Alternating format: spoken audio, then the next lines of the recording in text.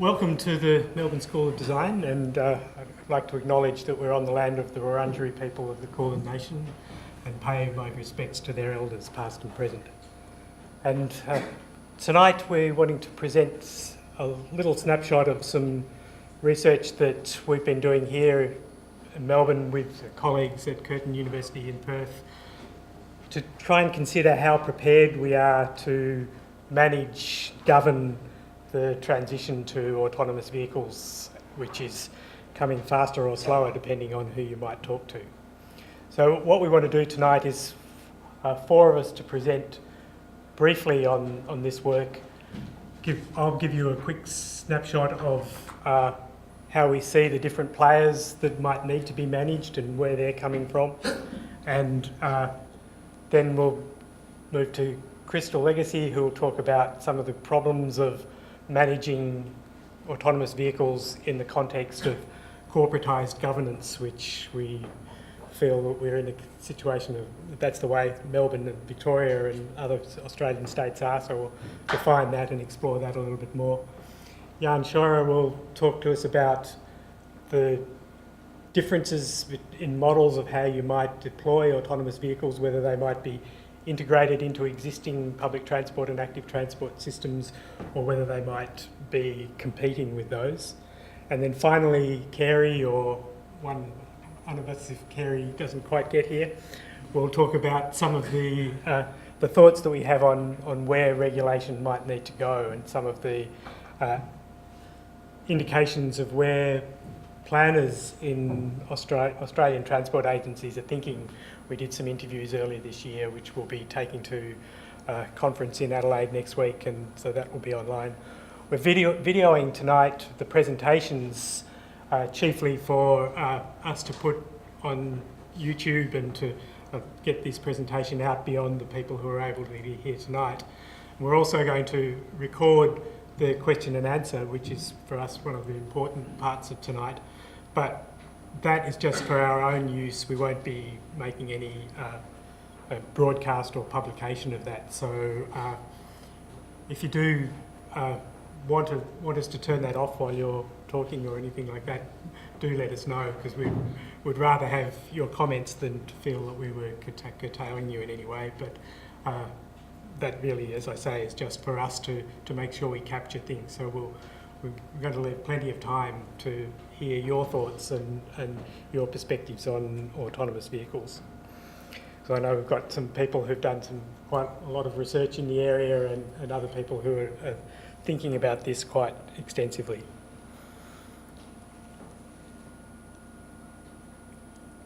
So to just introduce the three main groups of players in the field of autonomous vehicles and who will be bringing their capital to bear on the question and bringing products onto our streets, and setting therefore challenges for governments and planners to understand how we might make sure we get to equitable social and environmental outcomes from these things. So the first group, the traditional car manufacturers, BMW, Ford, Volvo. Very many of those companies are looking to get these on the market. BMW, this is a quote from a trade magazine, by the end of 2017. So there's a lot of urgency to get these things out into the market and take the first step. When you think about what that might mean, self-driving cars here might be defined in a lot of different ways. Most of you would know that there's different stages of autonomous driving, from something that might be able to back itself into a car park on its own, or to something which allows you to tune into your Facebook while you're driving. But all of those have their different technical problems, and I think that certainly if they mean by that self-driving car being something totally autonomous, I don't think that's likely by the end, in the next couple of months or next month or so. But that's the sort of hype that's happening and the urgency of the commercial imperative to get things out there. The other part of the equation is the telecommunications companies or the IT companies, the companies behind social media, Facebook, Google, those companies which have an interest in autonomous vehicles largely as a way of building in more time that you can be online. So if you're not driving 2 hours a day, there's more time that you can be buying something on eBay. So there's a real commercial imperative beyond the simple fact of moving you around the city, which brings a whole new question into the debate, or into the question of how do you regulate these things. But what if the main motivation of the company that's involved isn't simply a transport service? It might be very many other things that Google, manipulating big data, being able to gather more data on how people move around. You can quickly see what the commercial benefits of that might be. But on the one hand, is if you've got the automobile companies, the traditional automobile companies, you might think that they're just about trying to sell you an autonomous car to replace your existing car, and it'll be something that you buy and own and operate yourself. But this sharing of mobility that Google and Uber are looking to is really something that is causing there to be a sort of blending between the interests of the private companies and the private automobile company, or the traditional automobile companies, and the sharing social media communications sort of companies. So with Uber and Volvo so coming together, this is just from the New York Times this week. But the thought here is that perhaps what will happen is that the traditional car companies will be providing cars for the shared economy rather than selling you an individual car. And if it's individual or it's shared, it makes real differences in the patterns of use and the patterns of regulation and planning that we might need.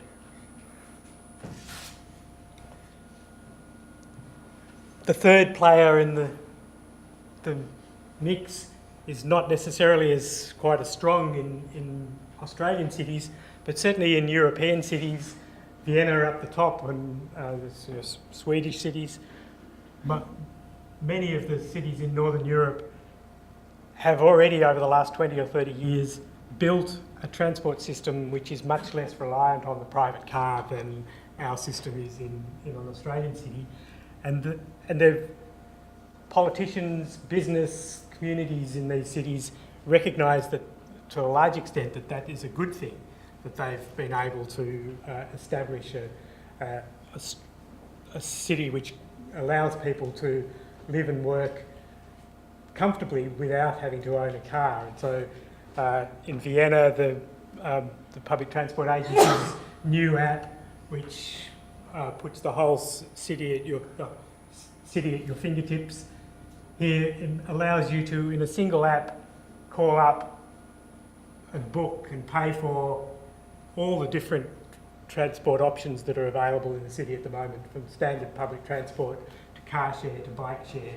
So they're all there in one app. And so the public transport agencies and their political and business support in these cities are really keen to see whether there's ways in which the autonomous vehicle can be something which fits into the public transport system in this way. And places like the K2 Institute, which is researchers and public transport agencies in Sweden, projects like this one, how do we imagine public transport in this situation? So, and Jan will be talking more about that in a moment.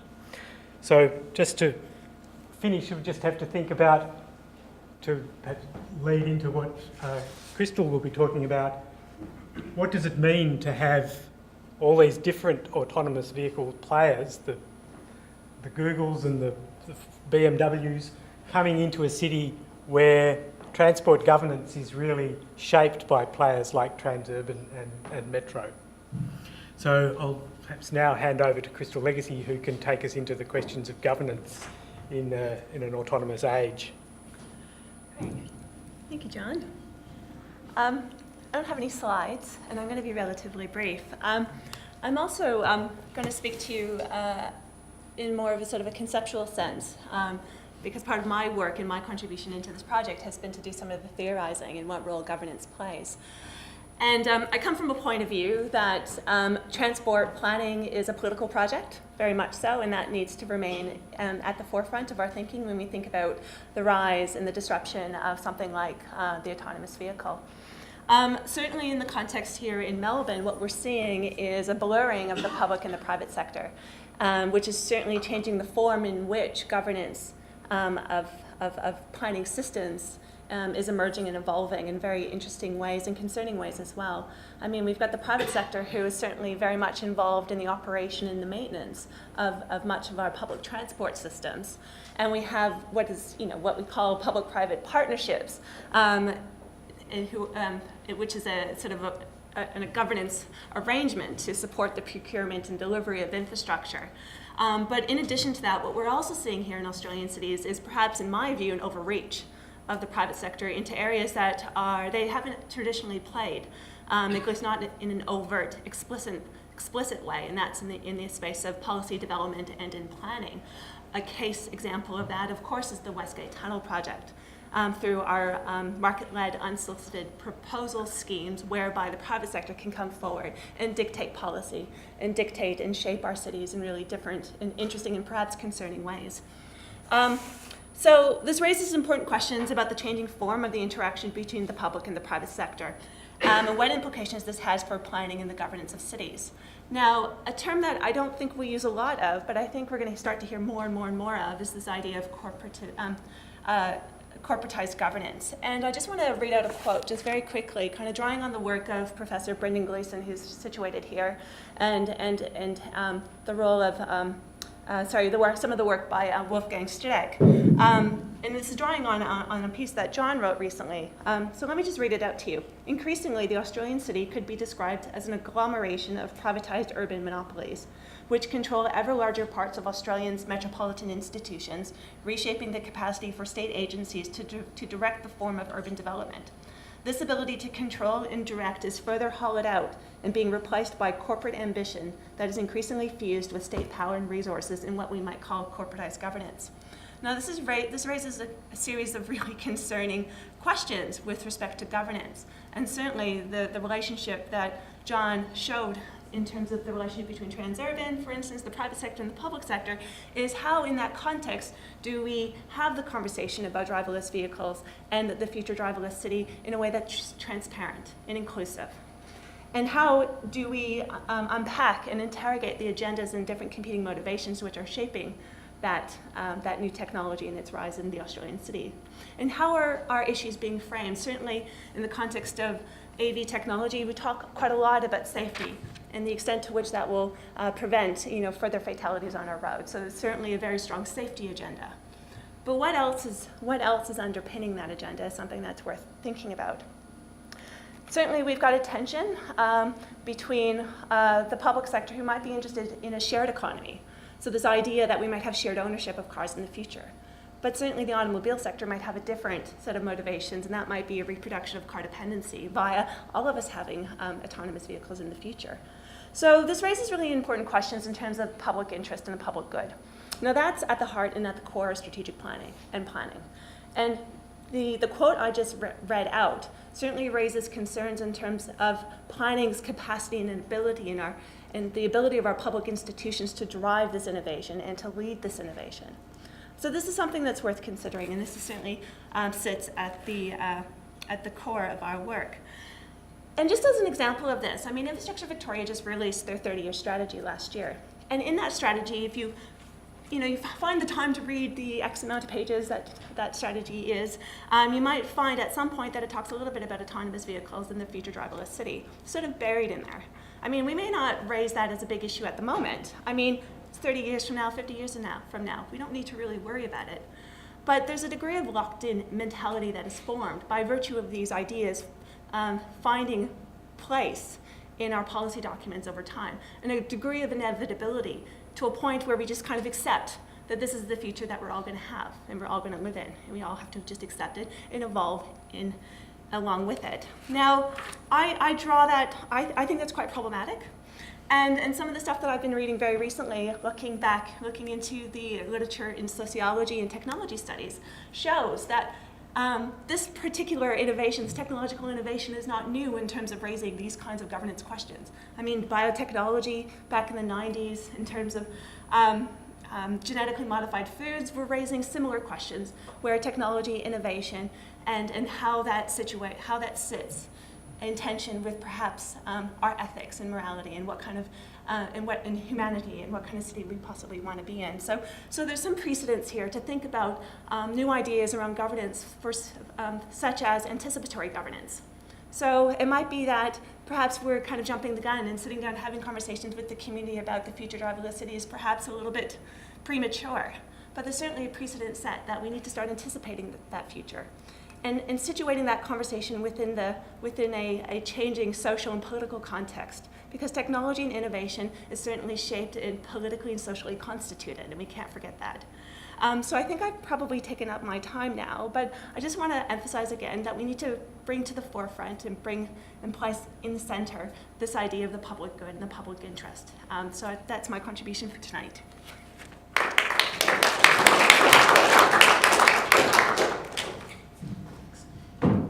And now I'd like to welcome Jan Scheurer to the stage. Here you go.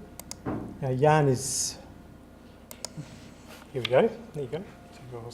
Jan is familiar to many of you perhaps as one of the authors of the Snametz model of looking at transport accessibility. So he's been around transport planning for a long time, working here in Melbourne through RMIT and in Perth through Curtin University. So with his Curtin hat on today, thanks.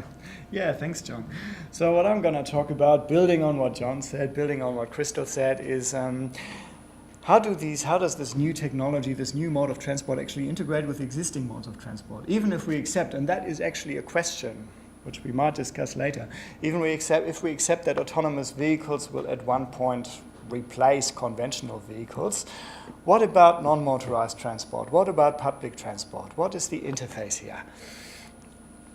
And of course, people have been thinking about that. And the first few slides I'm going to show you are from the International Association of Public Transport, the UITP, who've been thinking about what is the role of traditional public transport in an autonomous vehicle world. How can these things actually complement each other, and how can they compete with each other? And there are a number of roles of autonomous vehicles actually becoming part of the public transport supply, part of the public transport service as perhaps smaller vehicles or even regular-sized vehicles that do line haul or demand responsive public transport service. And there's obviously also the opportunity for autonomous vehicles, individual autonomous vehicles, to integrate with public transport services as an expansion of the service offer, so to speak. But there is also a possibility and an opportunity for autonomous vehicles to replace traditional public transport services, particularly, and I'll get back to that, on services that are currently not seen as particularly viable, low frequency, low capacity, and so on. One of the things that John has mentioned is that there actually are a number of different players in the industry here.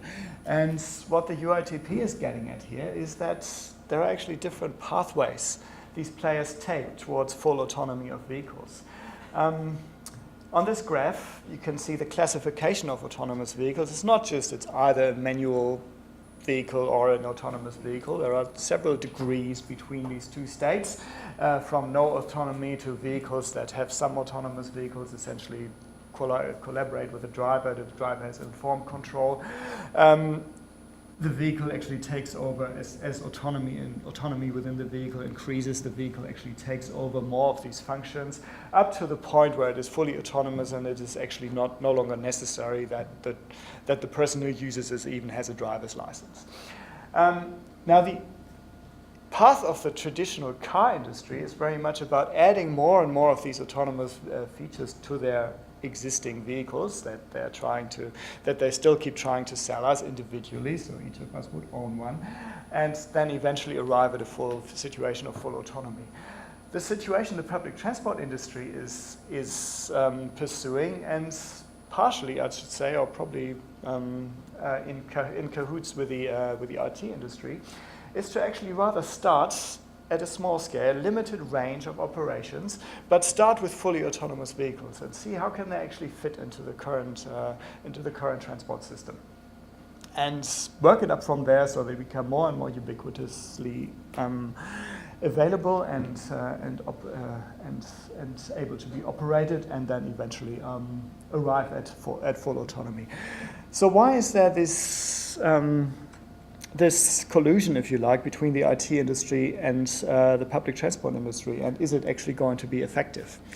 Now, the UITP has come up with these 3 scenarios of where autonomous vehicles could go. So on the left, you can see the scenario of the car industry. Cars would be privately owned, continue to be privately owned, but they would be more ubiquitously available and operable. And the reason for that is, A, you can actually market these cars to a larger number of user groups. People who currently can't drive because they're too young or too old, for example, or because they have disabilities, would actually be able to use autonomous vehicles. And I think it's already been mentioned, people can actually do other things while they use these vehicles. John has said they can actually be on social media for even longer. They don't have to concentrate on the driving process. What does that mean? People might actually spend more time traveling. They might no longer care that much about things like congestion and the distance between home and workplace or other destinations as they do today, because they can use their time more productively than they currently can. That is a scenario that the UITP, surprise, surprise, does not quite appreciate and certainly doesn't promote. They say this is leading to even more car traffic today, and it is entirely unsustainable. So what about the other 2 scenarios? The IT industry is very much the IT industry is trying to actually create new ownership models for these cars. They're moving away from individual ownership and say autonomous cars should predominantly be operated as fleets by commercial operators. So we don't actually buy cars anymore, we buy rides in cars. And the cars essentially travel on the road system and are responsive to our demand. Now, this can happen, of course, in competition to traditional public transport. And this already, it still shares some advantages. The car fleet as a whole can actually decrease quite significantly because cars are essentially on the road all the time. Currently, private cars are parked for about 23 hours a day on average and are not being used. That also means that we need a lot less parking for autonomous cars or any cars that actually operate in fleets of shared vehicles. But if there is no integration, no real integration with public transport, there is obviously a danger that these 2 services cannibalize each other. And that creates all kinds of inefficiencies, and it might also create more traffic in the wrong places. There might be a lot of empty running of these cars, for example, and there might also be a tendency of commercial operators to start the more viable services first, and they're exactly the services on which public transport is currently very strong. So to actually really make the system sustainable and efficient, there needs to be, in the eyes of the UITP, there needs to be a collaboration between public transport operators and autonomous vehicle fleets in the way that each actually plays to its advantages and occupies the most efficient niche in the transport market. And that is usually the case where public transport, traditional public transport, continues to do the high capacity stuff, and autonomous vehicles essentially supplemented at a more local scale and at a more scattered demand scale.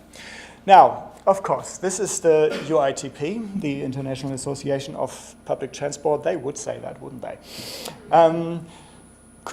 You could imagine an alternative scenario which says, why do we even need public transport at all? Aren't autonomous vehicles the perfect form of public transport? It takes us from A to B, door to door. It is available to everybody. You no longer need that access privilege of a driver's license or the money to actually purchase your own car and all that.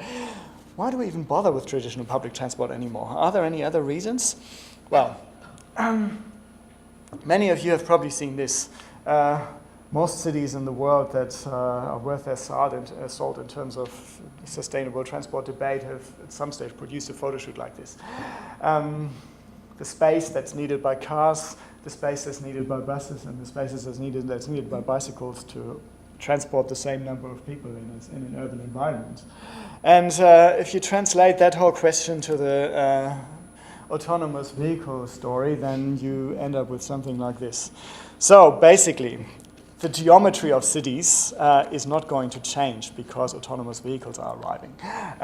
We still have the density and the interaction in very small spaces where fleets of vehicles, if they actually start to take over from public transport or from non-motorized transport, will quite simply not fit. So to service our high-intensity spaces, the coexistence of public transport, non-motorized transport, and private vehicles will continue and will also need to continue to be optimized. So what does that actually mean for non-motorized transport?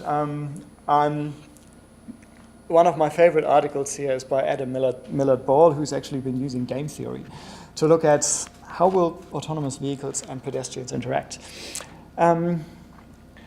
He reckons that autonomous vehicles will actually embolden pedestrians to assert a greater right to road space. Autonomous vehicles are programmed to behave deferentially, while human drivers can actually uphold a credible threat of death or injury to pedestrians who get in their path. Autonomous vehicles will no longer be able to do that. There's liability issues, and it's also, I guess it'll be very difficult to get regulatory approval for a machine that's out there without human intervention and can actually kill people. So pedestrians might no longer stand by the side of the road and wait for cars to pass. They might just step out into the road and take the space. What are the policy responses that might happen there? We might actually end up with an urban utopia where pedestrians and cyclists have priority and take up the space, and private vehicles are quite simply deprioritized and may share the space at slow speeds, but that's about it. Or we might get the opposite scenarios, put all those fences back up that we actually used to have along our roadways, and make sure that pedestrians and vehicles are properly separated so autonomous vehicles can actually operate efficiently. There's a couple more aspects to the story. The author, Adam Millard Ball, also says autonomous vehicles might actually be perceived as slower than human-driven cars. And why is that? Again, the liability regime is usually with the operator or the manufacturer rather than the driver, because there is no driver. So they will behave more defensively in traffic than human-driven vehicles. They also will adhere to road rules very diligently. There's no things like breaking the speed limits for an autonomous vehicle. And the other thing he mentions is, when was the last time you got car sick? Were you a driver or a passenger? It's actually a lot less comfortable for a passenger in a car to go through the motions of fast acceleration and braking processes than it is for a driver who's controlling the whole story. So once everyone is a passenger, these things will probably be programmed, or be programmed even by the users, to move a lot more smoothly than human-driven cars do. And that also might mean that autonomous cars are slower than current vehicles, human-driven vehicles. And that in turn might mean that there might be a bit of a public attitude, yeah, use an autonomous car if you have time, but if you're in a rush, you got to drive yourself. Okay, thanks very much.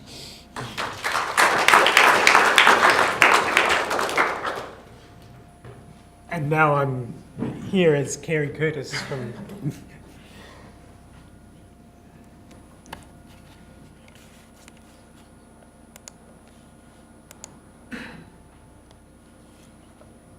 So I was asked to talk about, well, where to for government policy and regulation. And being an old person, my thoughts were that we need to think about where we've come from and just how hard it was. So I'm going to take a step back for a moment and take you back to where I began in the early 1990s, and Phil Goodwin and his team's work, the the New Realism, which marked a really significant period of change in transport policy. So in the UK, the New Realism made it clear that there was a watershed for transport policy, that there was a need for a paradigm shift from car-based planning towards sustainable transport. And they were making these statements in the face of really scary forecasts for the doubling of car traffic. And they concluded that with all their traffic modelling, they could not meet demand in urban areas, so they needed a different approach. And then the work that Nick and I did looking at Australia, where we looked at the institutional barriers for sustainable transport. We examined transport policy through the decades from the 50s, and clearly Australia, not unlike the UK, had embraced the idea of sustainable transport. And we found this was the case, that the shift was happening, and by the turn of this century, there was progress. For those of us that get frustrated, it was patchy. It was moving at glacial pace, if I quote David Bannister. And this is a quote from the concluding section saying that at least in 2012, the balance of public opinion, expert opinion, and even political opinion was moving away from the ideal of unlimited car use for routine trips. And that was being driven by the massive cost of trying to build their way out of catering for car demand. And again, the scary prospect of increasing population growth and more traffic chaos for cities. And then the work that Jan and I have been doing in our research, we were looking at public transport accessibility. And what you're seeing here, and some of you will have seen them, I'm sure, before, is the composite maps for 3 of the Australian cities looking at the supply of public transport. So the areas that are painted green have good public transport accessibility, such that if you live there, you could theoretically live without a car. But what you can see on the rest of it is really that, for the most part, our cities are falling behind. So whilst we have this policy, it's really hard to enact it. And it's really only the inner areas that offer the best transport choice. But on a positive note, in the 12 years that we've been monitoring the situation, we do see governments making significant progress. And I think that's a considerable challenge, given the range of technical, financial, and institutional obstacles to overcome. And I think these are important in underpinning where we're going next, or where we might go next. So I think we're moving on. We've been trying to move from a car-based paradigm into a sustainable transport paradigm, and now we're being confronted with autonomous vehicles. And what does that mean? Is this a new paradigm shift?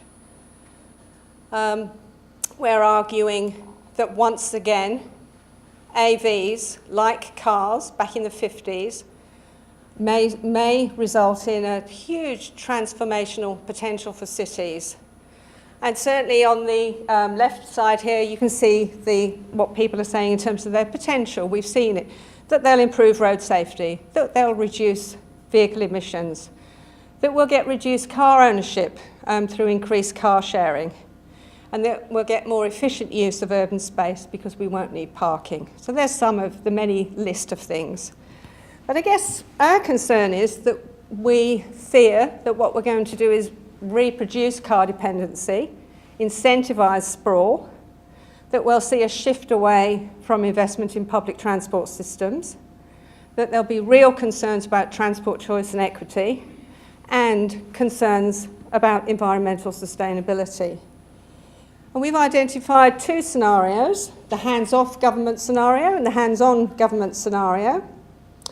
And they highlight the tensions as we try to grapple with what we should do about AVs. And I'm sure you've heard from the other speakers a little of this, but the concern that the market entrants might dominate the supply in the transport system, that we might see reduced support for public transport, that elements of society might be left behind. Whereas if we get hands-on government, we might actually get a recognition of mass transit, that we may see AVs used in a positive way.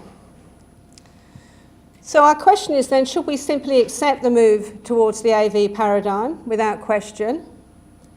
Should we allow AVs to facilitate increased car dependency and urban sprawl? And if we do, risk an irreversible departure from the commitments that I've certainly been working in for the last 25 years.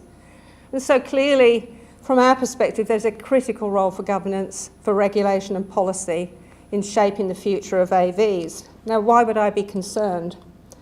We have done some pilot research here in Australia, so some interviews to find out what's going on in this swirl, as one of our assessors said. And what we found out is 5 real concerns. So in Australia, there's certainly uncertainty about the form that AV technology might take and how long it will take before it is ready. And that makes planning extremely difficult. There's far from consensus on the role of government.